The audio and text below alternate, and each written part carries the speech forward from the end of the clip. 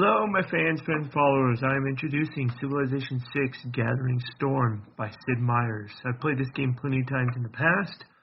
However, this would be the first time I'm introducing it on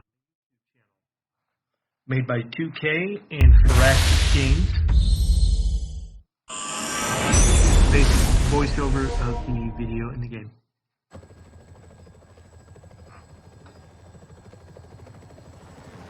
Human advancement knows no boundaries. But this has not been without its price.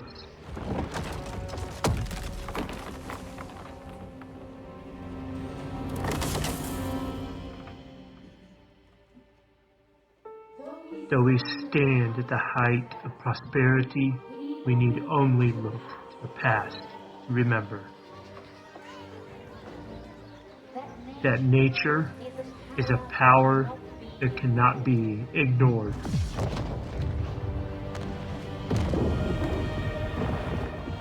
Consuming even the mightiest of empires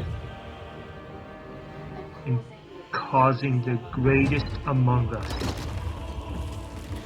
to tremble in her fury.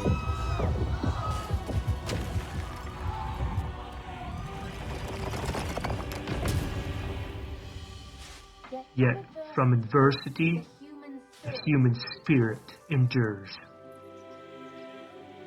finding ways to coexist with the earth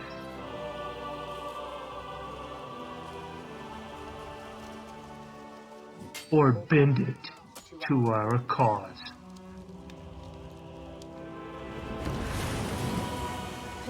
Pursuing a course beyond distant horizons and revealing paths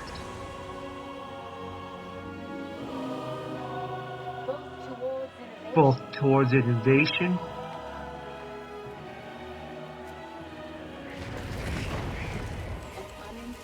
and unintended catastrophe.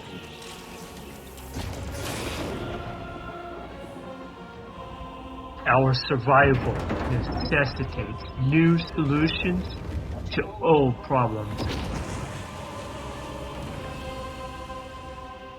to ensure a future both for ourselves and generations to come.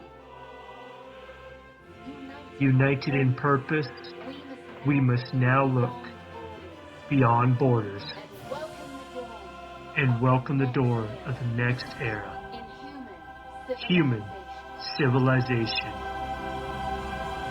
I present to you Sid Meier's Civilization 6, Gathering Storm.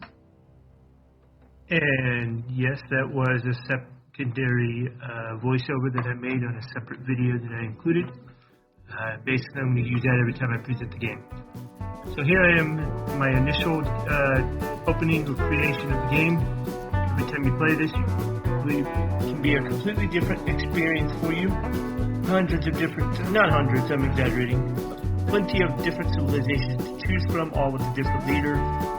Most of the games played the same for each of them, however they each have their own uniqueness between different districts, different units available, different play styles, whatever you want. There's a civilization out there that is specifically for you. Besides all the different civilizations as I'm looking through here, you have different ways of playing on the actual game, different maps, etc. You'll see the different maps here in a moment. I spent a few minutes reading through this guy. This is who I eventually choose to build. He's really great for cavalry, and his military developed strong with cavalry. He's special unit, the Black Army bonuses or boosts levy units. So as I develop a relationship with city-states or small non-player character city-states, civilizations, will end up levying their cities, their armies, and gaining huge strength from those from the Black Army. The Hussars just stronger cavalry that the Black Army upgrades to later on. Thermal Bath has a huge production bonus, basically replaces the I believe, the factories. Looking at the commentary there. I haven't played the Civilization yet, so it's new to me. So this will be the first time seeing it. So I'm not sure how that plays out.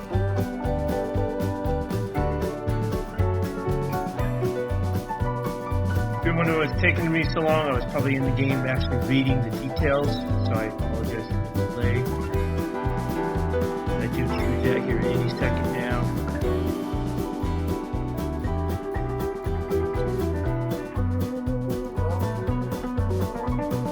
Civilization is one of my favorite games. I've been playing Civilization since the beginning of time with this franchise, Civilization 1. I'm not an expert, so I don't play at deity level like some players brag they do. Friends, I can handle friends, even Warlord maybe. I play to have fun. Look through all the different map types I chose, continents. I always go with large maps, although it seems to kill my computer by the time the game is over. They won't do that this time.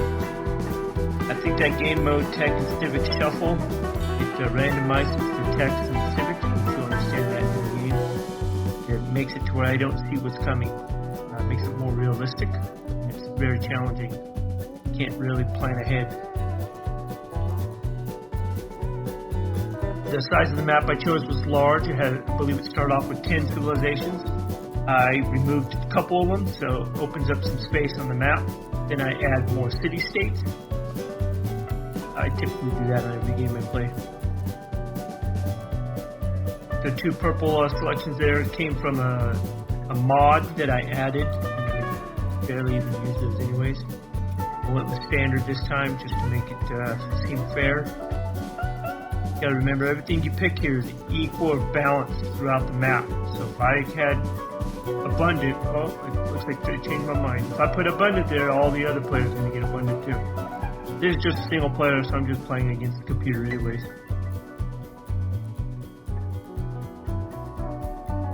So I'm choosing the world age, which changes how big the mountains are, mountains of volcanoes. Start position, so wherever your first spot is that you start, it's going to have a lot more resources than other locations that you can find. Those are all the potential victory conditions, so while the game is progressing, any civilization can choose any of those victory conditions, and it basically depends who gets to their victory condition first. If you think you're dominating the map, and suddenly Civ that's really good on defense, you can't break their defenses, they've got good science going, they might win the game. Even though you're dominating the map, they'll still win the game with a science victory or something like that. Makes it a little more complicated, hard to play through.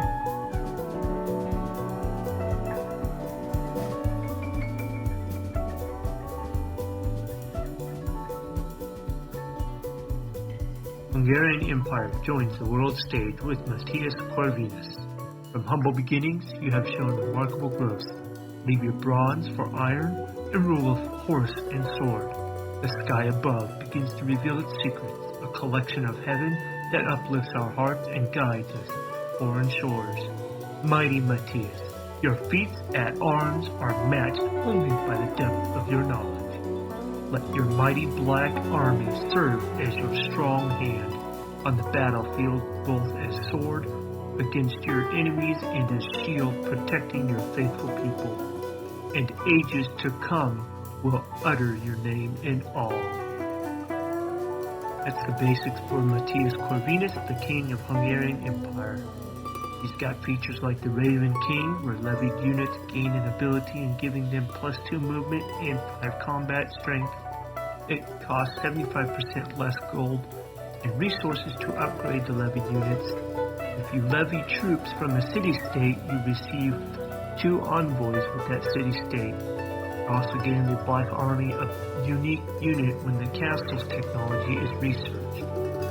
Pearl of the Danube, 50% production bonus to districts and buildings are constructed across the river from the city center. With the Black Army and the Hussar, also gain the thermal bath, a unique building. I'm not sure what that includes. We'll see in the game. Thanks for joining me. So as we begin in the game, every time you start a game on here, it always gives you these little tidbits of information here. I don't usually read through these, but if you want to pause the video at any time to see what they say, feel free. I leave them up so you can at least read them on your choice. So, as I open up to the screen for the settler here shortly, just to explain, you start with the settler, not with the city. You decide where you want to plant that settler. Everybody else starts with the same. However, with the computer, I believe they get an extra settler. It depends on the difficulty level. Again, I'm not deity, so they don't have extra settlers. So, hindsight, played through this already. Got a couple 20 or 30 turns ahead at least by now in my real time playing. This is being recorded after the fact. I actually should have moved that settler one tile up into the riverbank. I didn't. It would have got me one tile closer to a shoreline, which you can't see right now. But turns out to be a great spot. That city, Buda, turns out to be a really great city. So as I open up the game, first do I move my warrior. I've got to go explore. To me, the biggest aspect of this game is figuring out where everything is. I also give me a scout first thing. I want to get a second direction. Usually I try to split them in opposite directions. I want to explore as much as possible. Now I'm looking at my research. I'm seeing what's around my tiles, what's around my land, what I can take advantage of first.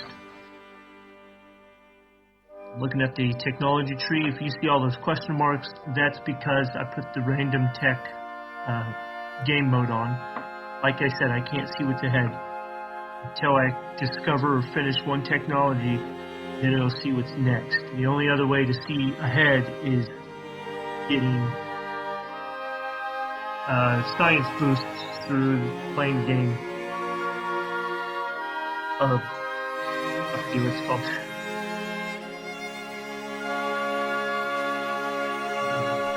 So I think I eventually go to mining. No, I actually did animal husbandry, which opens up some camps and finds me some horse.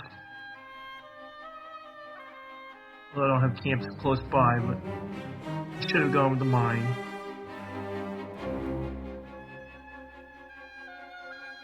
Those are just early game alerts, letting me know I discovered a new continent, of course, because I just planted on one.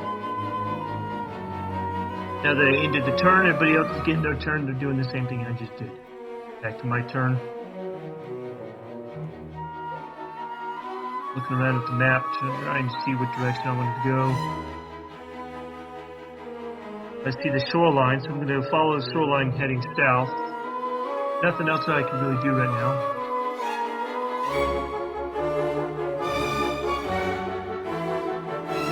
I think I was looking at the map tiles before ending the turn.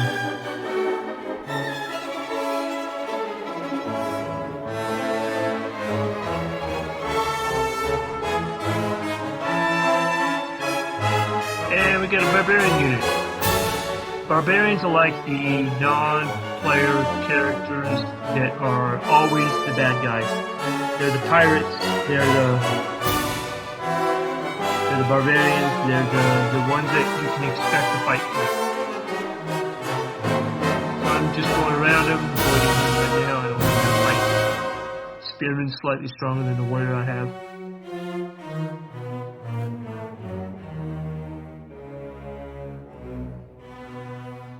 The Spearman's not going to leave his camp. Defeat the barbarians by removing their camp, so you clear the camp. So you move any of your combat units onto the campsite when there's no unit there. Then you clear the camp and you destroy that camp, but more will pop up. They always pop up in the shadows. you've already discovered the tile, don't think that it's not going to pop up there. They'll show up there if you can't see the tile. I've got the scout, and although I normally like to go in opposite directions, I know that I want to clear that barbarian camp, so I'm bringing the scout down. Two combined will clear it. Next thing I build is the monument. Some people go for the slinger to get your range and the third combat unit. I like to get my culture started as soon as possible. Sometimes I do the monument before I do the scout, but I knew the scout was important, so I did that first.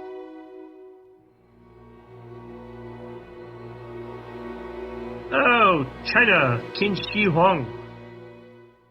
Honored to meet you? Or you're just a stranger? Nope, it's an honor. So I exchanged the information with him. I just wanted to see where he's at. I know he wants to see where I'm at. Spoiler alert, it turns out to be an enemy. I won't tell you anymore. So I got another era bonus, era point, because I discovered China. I cleared all those. They're pretty much not important to me. So, do I fight him or do I wait? Nope, I fight him. Now, I was stupid here. I could have at least moved my scout there ahead of time, and I would have had the adjacency bonus, I believe, for flanking the spearmen, but I didn't think that far ahead. Distracted. On this game, I just react a lot. I don't think very often. I did defend him there because the scout's not very strong, so I didn't want the medium strength spearman that still has some health to damage the scout. And once again, if I played that better, put the scout there ahead of time, I would have had a stronger attack from the warrior. Because right now, I think I heal up. No, actually, I attack once again. I heal the next turn, I believe. It did 25 damage.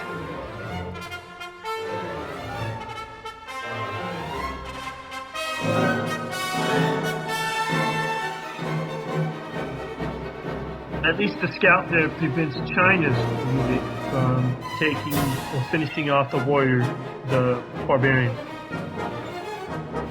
I've discovered horses. That's great. I went for pottery because I was hoping I'd get that great bath. I've got a huge flood riverbank there at the bottom of my civ, but I don't succeed with that. Spoiler. So looking at this, I'm worried about that galleon. Or the quadrireme, whatever that's called. However you say that word. I kept looking at that with my units. I was trying to see if it would show me a comparison. I wanted to see if his range. Turns out he is range. That ship has one tile range, which means it fights without a melee fight. Tell me I clear that. I do. At a sacrifice. Spoiler. That galley or that quarantine will end up taking my warrior. But I cleared the camp, got some gold. Guess it was worth it. Prevented China from getting the gold. See, he turns around and runs away. Look, candy. There goes my warrior. If I would have had that ahead of time, that would have helped. God King would give me some gold and faith. The other bonus for the combat was a policy bonus for combat against all the barbarians as I fight them. If I would have had that before fighting him, then I would have survived that likely. Looking at the policy trees, each new policy, just like the research, gives you new features and benefits, but the policy tree more or less offers more policy cards, and you swap the policy cards in the government as you play. So I'm healing the scout. Or not. I guess I canceled that. Decided to move him. Could have left him there. Yes, this is all voiceover recorded after the fact. I usually play a couple different recordings ahead by the time I get to actually recording over.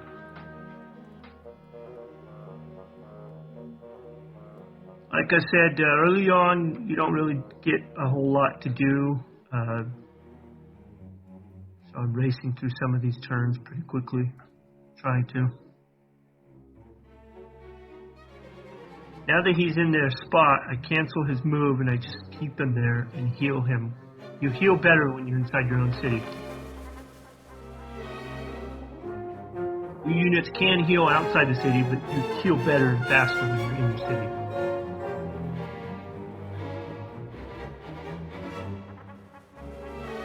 Apparently, China's not happy with me. Not sure why.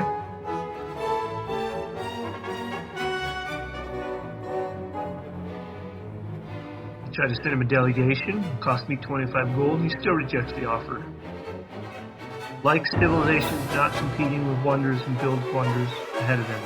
He hates losing a wonder to another civilization. He eventually will hate me. I don't understand why he hates me. But that's fine. So I choose a pantheon. I'm looking through these. This is part of the religion base of the game. For those who are not familiar, one of the aspects you play, and I love faith in this game. It actually can get into holy wars, you'll see later on. As I'm looking through these, you choose any of these offers or pantheons. Whatever you choose, nobody else can choose. You can only choose one pantheon. It takes me a few minutes as I'm looking through while playing the game. I want to make sure I choose the best one. Watching others play this game on YouTube, I've discovered other pantheons that would have been better. But I think the one I chose was pretty good.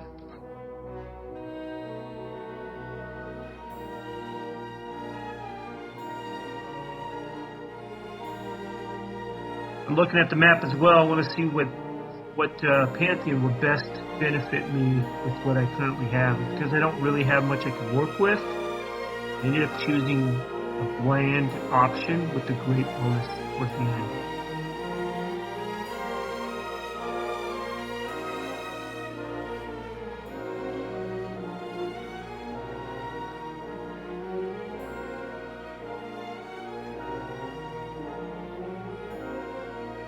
Spoiler, I'll eventually choose fertility rights, which has I get a free builder, plus I get a city bonus growth. That's a percentage. So that's a percentage on the raw growth as my city grows.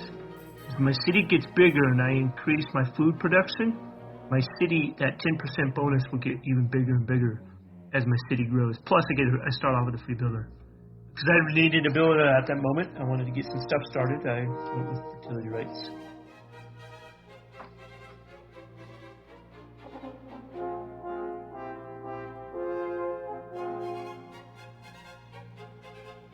I discovered I could not harvest or build on the stone there until I gained the research for it. But I go and build a farm instead.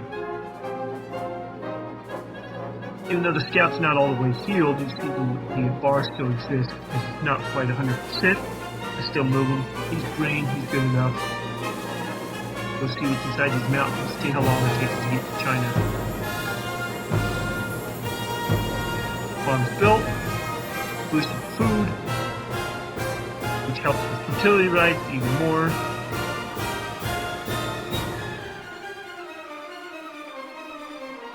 Warrior. I get a second warrior now. That replaced the warrior I lost earlier. Looking at the Great Bath, I like the spot, but I really needed that granary as well. Great Bath would have taken a while. Spoiler, turns out to be a mistake because I don't get it.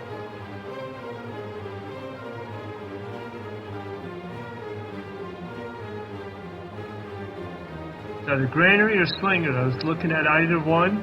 I think I went with the granary. I did. Granary gives you a slight boost in food. Also increases your housing. Housing is something you have to watch in this game. If you overpopulate your cities, then your growth is slower. You keep your housing production up, then you have more space for your population to grow. Luxury resources, including that silk that I was looking at when my unit just landed, gives you gold. So he rejected my delegation. Guess what I do? Reject. Yeah, turned out to be a plan. Oh, we got another unit needs orders. That's my scout. Let's see. China's got, still not quite on Chinese doorstep.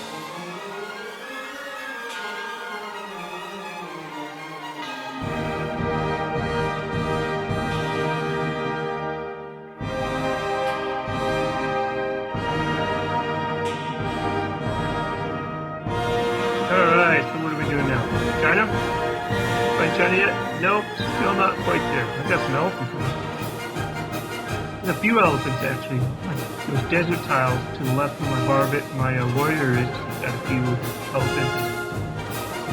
Alright, we got new policies or no? Do I keep what I got?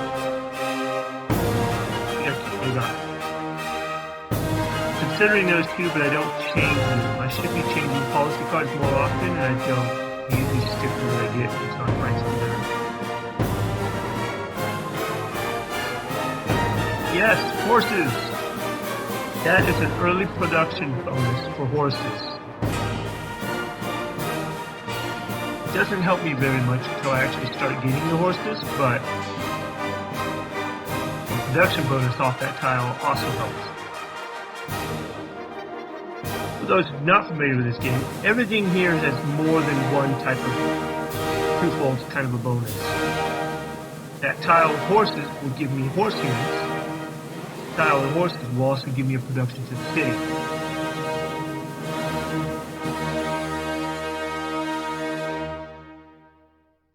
Just about every decision you can make on here, there's good and there's bad.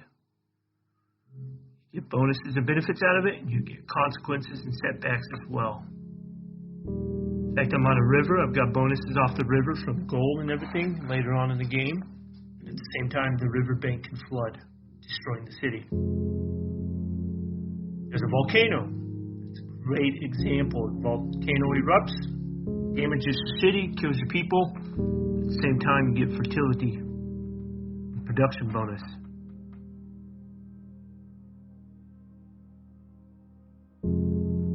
I'm really liking those desert tiles, and there's one particular reason. I'm not going to say why. All fans of Civilization know. Okay, I'll tell you. Petra. It's a wonder. Won't tell you if I get it or not. But there's a great city spot over there. See if you all looking at that map can decide where I'm going to plant the city once I get over there. See who's correct.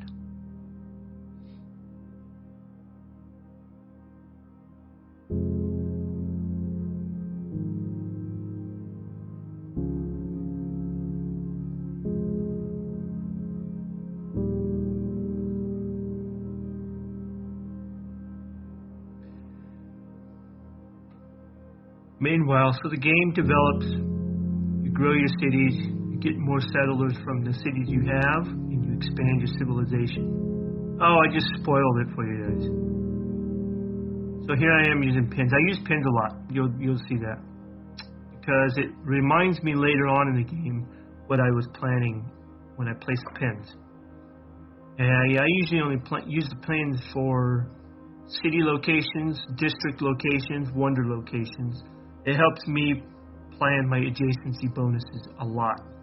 So I use those a lot. But you can use pins for a lot of things. You can mark barbarian camps on there. I can usually see those on the map anyway, so I don't usually mark them.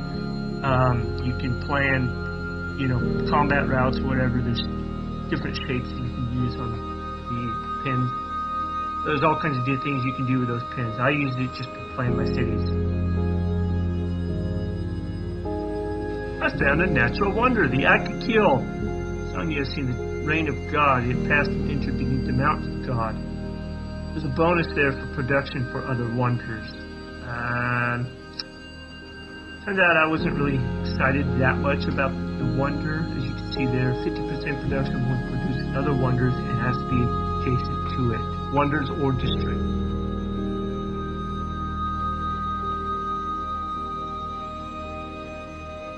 Sooner or later, I was looking at that spot for a city. I end up, well, that'd be a spoiler. I won't spoil that. There's a lot of mountains to go through to get over there, though.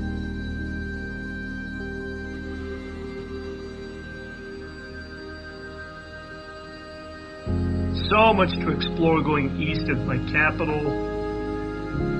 I feel like I'm going to be choked if I don't get that discovered anytime soon.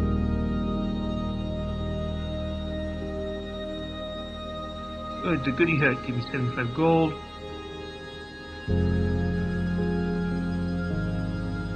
Get around that mountain, all that's likely water. So in this game, besides land units, you also get water units. You have to have a city close to water or on the water to build. And then eventually, when you discover air, you get air units. Not discover air, I'm sorry, discover flight. You get air units. This game is a full spectrum of combat, military combat in the game. I was looking at my face, trying to see how long it's going to take me to get there. Just trying to plan my next civic. Like I said, it makes it difficult when you can't see what's ahead. Those that I do see, I've discovered through the boosts or because I've previously already opened up the civic ahead of time.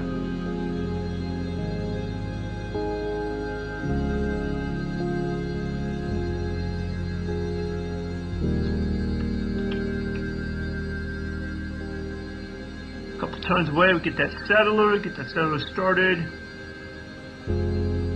Science District. Anybody hasn't noticed yet, there's a major science boost right in the middle where my capital city is. You haven't seen it yet. There's a spot next to my capital that's surrounded by 4 mountain tiles. That's going to be huge for science.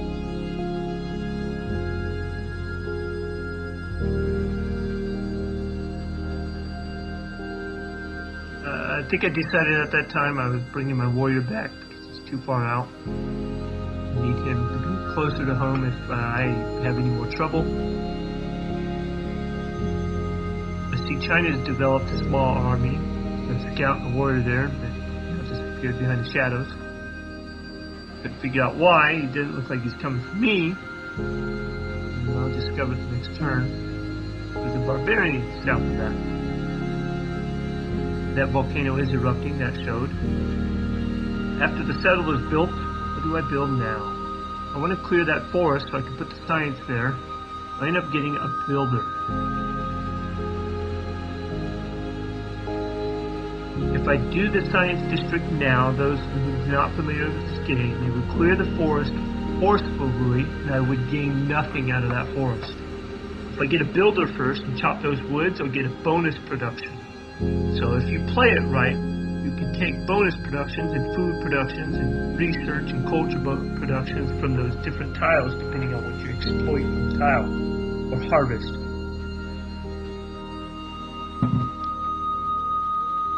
And I'm dead. Oh wait, no, not. I survived. Not much though.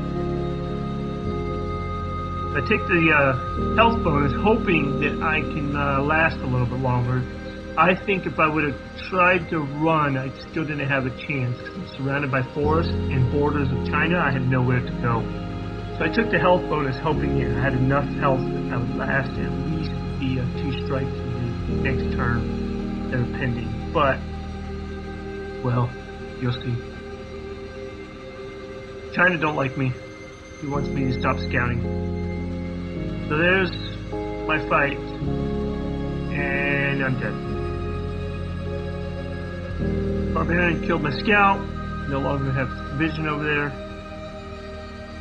So now I've lost 2 units to the barbarians.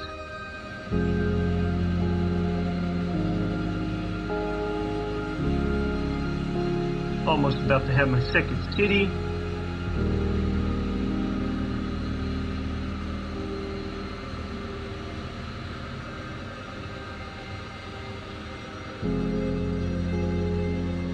I chose the government district policy, state workforce.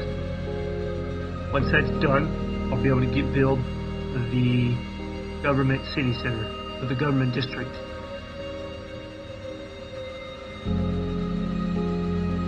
Now I build a builder. I'm able to add enough extra trade route now in my first trade. I don't have that yet.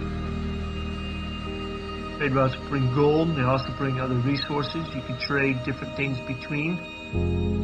So there I am, I'm planting more pens. You also see what the districts require looking at those pens. So now you can see the purple one is the government district, and the blue one would be the science district. I'm going to have a huge bonus from the mountains. I'm going to have a bigger bonus on the science district from the two districts adjacent to it once they're built. The city center is one district, and the government plaza is the other district. So I'll have a pretty good start on science once I get that built. Looking at the Stonehenge, I really want that Stonehenge. I really like faith on this game. I've told you guys. I really like having my own faith. Faith is customizable. Nobody else can get the same things you have. You can customize your faith depending on what you have on the game, what you've got on the map, what you got going on, what your plans are, etc., etc.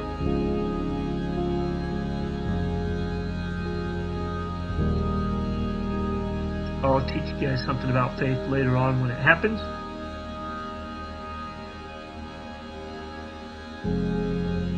Turn ends. I think my settler is just about there where the city should be.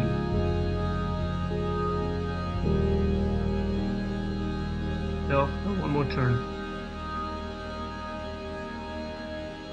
The volcano looks like it's blowing. That's fine. Not going to affect me.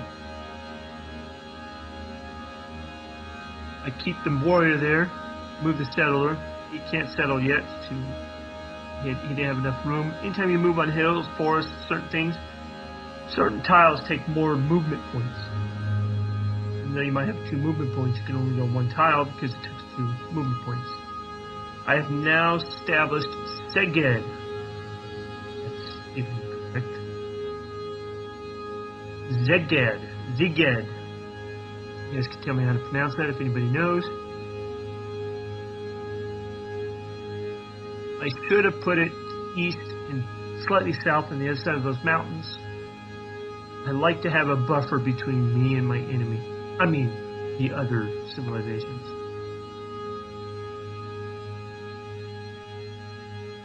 That stall there, not going in between the mountains like I wanted to, or I should have, that I just pointed out, you'll see how that will be costly later on.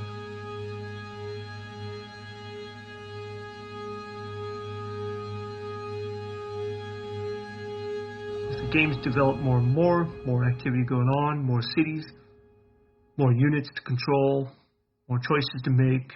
Every turn takes slightly longer. Get that trader. Oh, I don't go for the trader. Oh, wait. Hold on, what am I going to do? A scout's another good choice, because I lost a scout, so I need another scout to continue exploring so much land I haven't even discovered around my capital.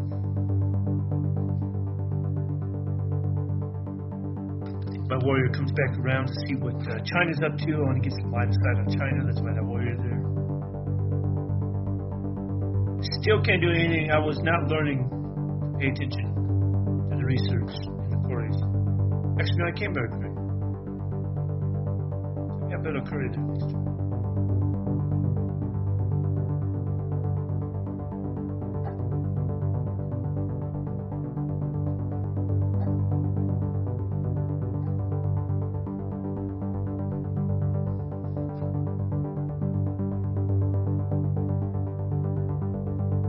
So far, there's only 2 civilizations that we know of.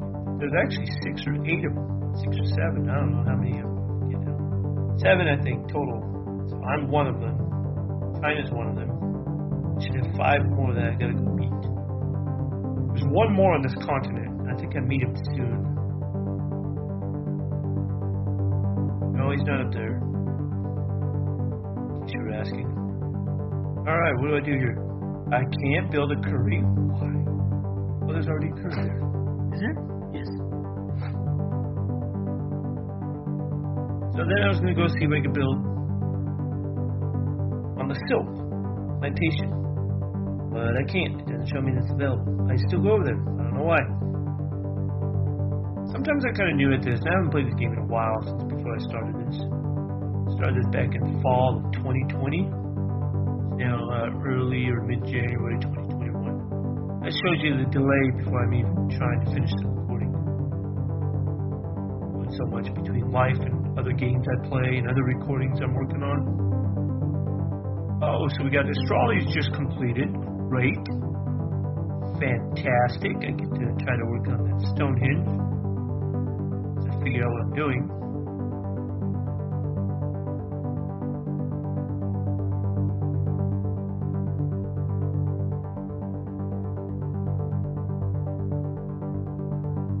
So now I'm like, why is my worker way over here? I want to clear the forest where the science was. I think I forgot I wanted that science clear. That science to be built. I'm still looking at that Stonehenge. I want that Stonehenge built. So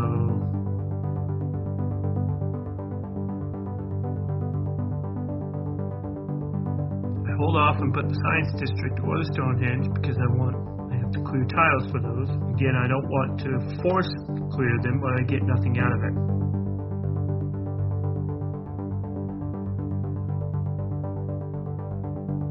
I think what I was going to do, this is where it comes to planning properly.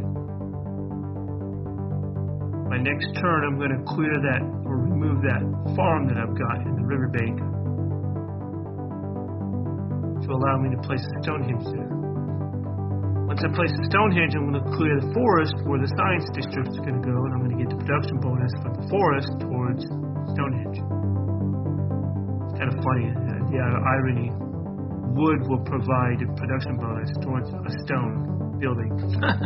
Scary.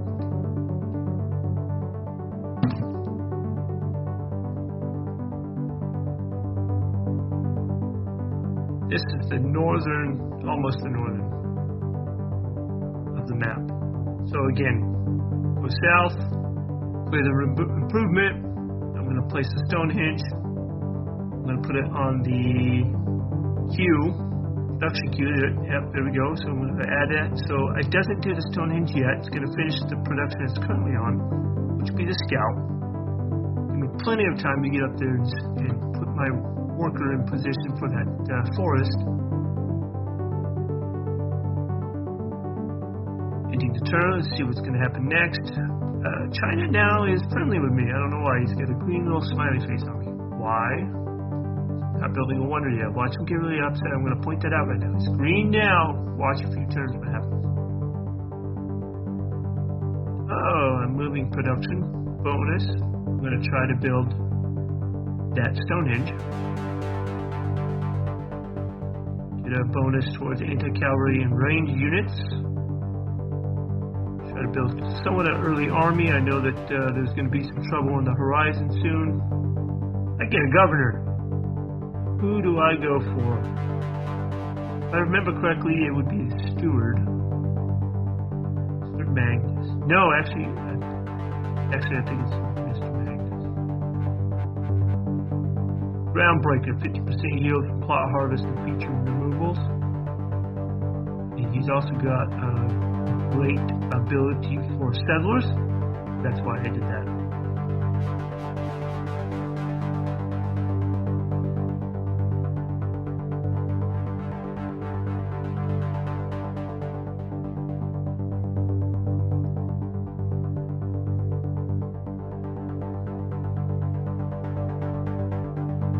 Look around, see what's needed. Oh, he's got another city. Yeah, he's going to turn out to be trouble. Guzu, I think. Gaozu. Why did I do that? I thought I grabbed the worker when I did that. You all notice I just did that. I put the scout in the middle of the mountain range. He's doing nothing there. Pointless. Pay attention to what I grabbed with the mouse. Pay attention to what you're doing, guys.